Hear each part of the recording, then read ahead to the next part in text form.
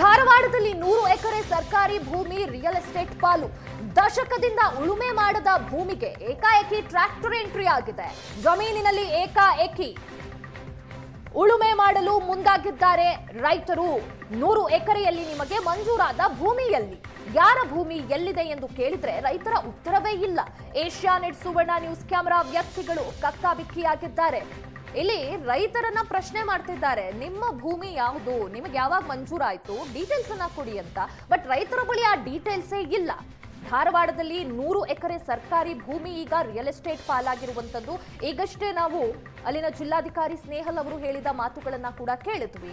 ಈ ವಿಚಾರ ನನಗೆ ಗೊತ್ತೇ ಇರಲಿಲ್ಲ, ಈಗ ನನಗೆ ಇದ್ರ ಬಗ್ಗೆ ಮಾಹಿತಿ ಸಿಕ್ಕಿದೆ. ಬುಧವಾರದ ಒಳಗೆ ತನಿಖೆಗೆ ಆದೇಶಿಸಿ ರಿಪೋರ್ಟ್ ಕೊಡ್ಲಿಕ್ಕೆ ನಾನು ತಿಳಿಸಿದ್ದೀನಿ. ರಿಪೋರ್ಟ್ ಬಂದ ನಂತರದಲ್ಲಿ ನಾನು ಏನಾಗಿದೆ ಅನ್ನೋದನ್ನ ಸಂಕ್ಷಿಪ್ತವಾಗಿ ತಿಳಿಸ್ಕೊಡ್ತೀನಿ ಅನ್ನೋದಾಗಿ.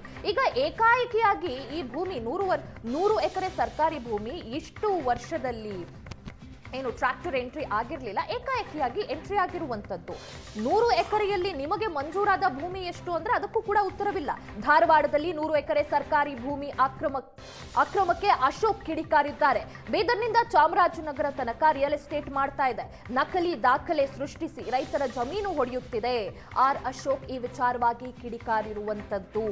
ಧಾರವಾಡದಲ್ಲಿ 100 ಎಕರೆ ಸರ್ಕಾರಿ ಭೂಮಿ ಅಕ್ರಮ ಪ್ರಕರಣಕ್ಕೆ ಸಂಬಂಧಪಟ್ಟಂತೆ ಈಗ ಅಶೋಕ್ ಪ್ರತಿಕ್ರಿಯೆಯನ್ನ ನೀಡಿದ್ದಾರೆ.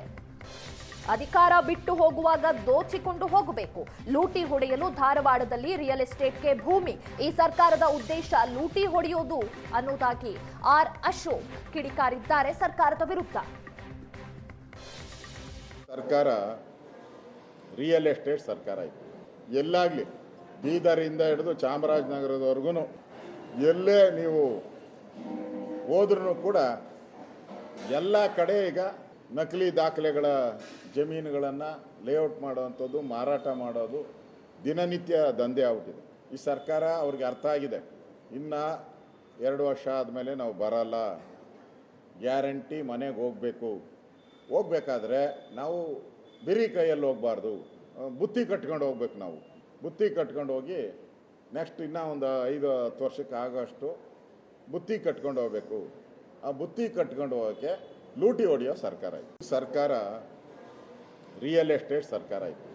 ಎಲ್ಲಾಗಲಿ ಬೀದರಿಂದ ಹಿಡಿದು ಚಾಮರಾಜನಗರದವರೆಗೂ ಎಲ್ಲೇ ನೀವು ಹೋದ್ರೂ ಕೂಡ ಎಲ್ಲ ಕಡೆ ಈಗ ನಕಲಿ ದಾಖಲೆಗಳ ಜಮೀನುಗಳನ್ನು ಲೇಔಟ್ ಮಾಡೋವಂಥದ್ದು, ಮಾರಾಟ ಮಾಡೋದು ದಿನನಿತ್ಯ.